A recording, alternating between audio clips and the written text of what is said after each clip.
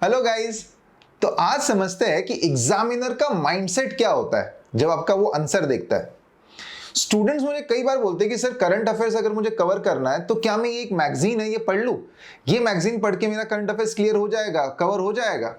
देखो, मैं आपको आज एक बताता हूं कि एक एग्जामिनर किस तरीके से सोचता है। होता क्या है कि most of the student go through a single magazine only, वही पढ़ेंगे और उसी से उनका करंट अफेयर प्रिपेयर होता है।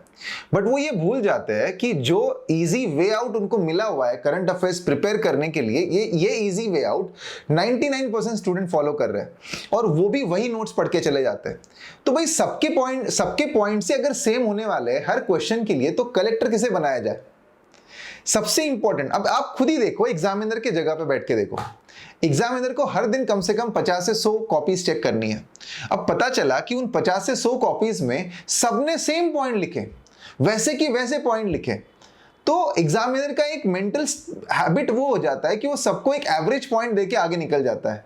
अब उन्हीं कॉपीज में से अगर उसको कोई एक कॉपी भी ऐसी मिल गई जिसने कुछ तो अलग करने की कोशिश की, कुछ अलग डायग्राम डाली, कुछ अलग वैल्यू एडिशन किया, तो उस केस में उस बच्चे को भले ही उसका एवरेज आंसर रहे, उसको ज्यादा मार्क्स मिल जाते हैं। तो आपको ये बात समझनी है कि अगर आपका सोर्स ही एकदम कॉमन होगा तो आपका ओवरऑल आंसर्स भी कॉमन निकल के आ जाएंगे।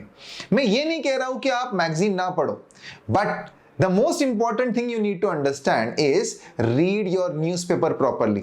अब न्यूज़पेपर पढ़ना एक मेहनत है, उसमें आपको टाइम देना पड़ता है। मुझे पता है, आपको अगर मैंने बोला कि हिंदू रोज पढ़ो, एक्सप्रेस रोज पढ़ो, तो भाई उसमें 2 से 3 घंटे आपके जाएंगे।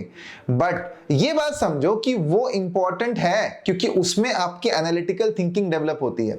जब भी आप एक कोई न्यूज़पेपर पढ़ते हो और उसमें कोई आर्टिकल इंपॉर्टेंट आपको लग रहा है, लेट्स सपोज मणिपुर राइट्स के बारे में कोई आर्टिकल आया, तो जैसे ही वो आपको कीवर्ड मिला है, आपने उसको नेट पे डाल के अगर सर्च किया और उसके बारे में अगर सारी नोट्स, उसकी history, why it was in the news, then what is the current issue, government क्या स्टेप्स ले रही है, क्या मेजर्स होने चाहिए, what are the prevalent problems over there, what are the great personalities over there.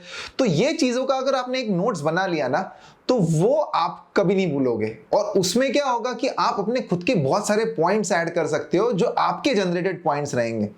इन्हीं points को आप एग्जाम में सीधा सीधा लिख सकते हो। जब ये एनालिटिकल थिंकिंग होती है ना, तो उस वक्त आपका माइंड आपको कई सारे out of the box points भी देता है, out of the box diagrams बनाने में भी मदद कर देता है, जो आपको एग्जाम में हेल्प करेगा। आप ये बात समझो कि कभी भी एक पेपर होगा ना यूपीएससी का, मेंस का, उसमें जो 20 क्वेश्चन होंगे, उसमें कभी भी ऐसा नहीं होगा, भले वो रैंक 1 क्यों ना हो, ऐसा कभी नहीं होगा कि 20 से 20 क्वेश्चन उसको आ रहे होंगे टॉपर को। फॉर दैट मैटर, टॉपर्स जो होते हैं उनको 12 से 13 क्वेश्चन बहुत अच्छे से पता होते हैं कि भाई ये टॉपिक उनको पता है, तो वो आंसर लिख ले जाते हैं। बट बचे 7 से 8 क्वेश्चन जो होते हैं ना, उसके आंसर वो ऑन द स्पॉट फ्रेम करते हैं। बट ये ऑन द स्पॉट फ्रेम करने का जो एक तरीका होता है ना, वो अक्वायर्ड करना होता है, वो अक्वायर करना होता है जो आंसर राइटिंग से आता है। तो आपको आंसर राइटिंग करनी है, एट द सेम टाइम आपका कंटेंट आपको बहुत सॉलिड रखना है, यूनिक रखना है। उससे क्या होगा कि एग्जाम में अगर कोई सरप्राइज क्वेश्चन भी आ गया ना, still you will be able to attempt that particular question nicely. उसका एक आंसर आप अच्छे से लिख ले जाओगे, आप इनोवेटिव डायग्राम्स बना पाओगे, आप इंट्रोडक्शन में कई सारी वैल्यू एडिशन कर पाओगे, and that is something which is required in answer writing guys.